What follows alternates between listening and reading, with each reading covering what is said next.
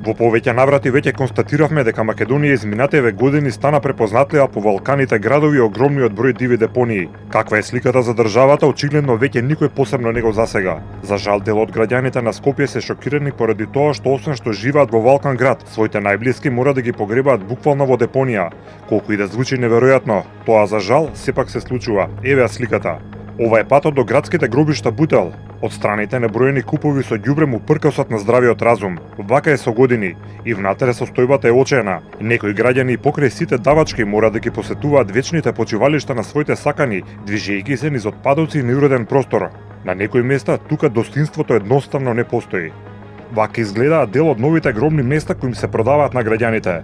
Личи како да се наоѓаат во вистинска депонија. Сведоци кои сакаат да останат анонимни пред нашата камера раскажуваат за трумата, која ни во сон не помислиле дека може некој да им ја приреди. Семејство од Скопје купило гробно место да погребаат свој близок. Откако гробарите го ископале гробот на денот на погребот, следува шок.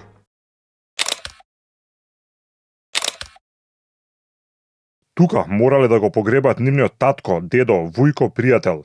Оне што го видов таму беше страшно. Прво шок, тоа не беше ископан гроб, тоа беше ископана дупка на некој ѓубриште. Тако прв печаток. И не би се веруваше тоа што гледам, тоа беа кеси, харти и шишиња штрчеа од страниците на ископаното гробно место, тоа би го прашувам што е ова. Тој ми вели еден гробарите тоа што го гледате. Гробарите за да го маскираат ѓубрето добиле идеја. За да колку толку го доведе гробот во некое попристоен изглед, влегол внатре и ги палел кесите и шишињата човекот. И имаше видливи траги од црвенило од изгореници на лицето.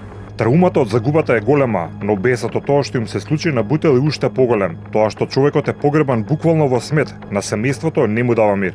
Жално е, трагично е да живееме со таа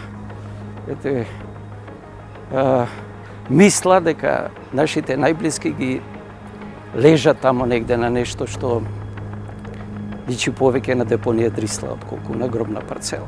Ѓаволот ја однел шегата. Додека се занимаваме со глобални теми и прашања, државата ни е претворена во буниште. Поради ова Македонија веќе служи за подсмев, држава која не може ни да се исчисти самата себе, а гордо тврди дека е цивилизација стара над 2000 години. Што треба уште да се случи за да почнеме самите себе да се почитуваме?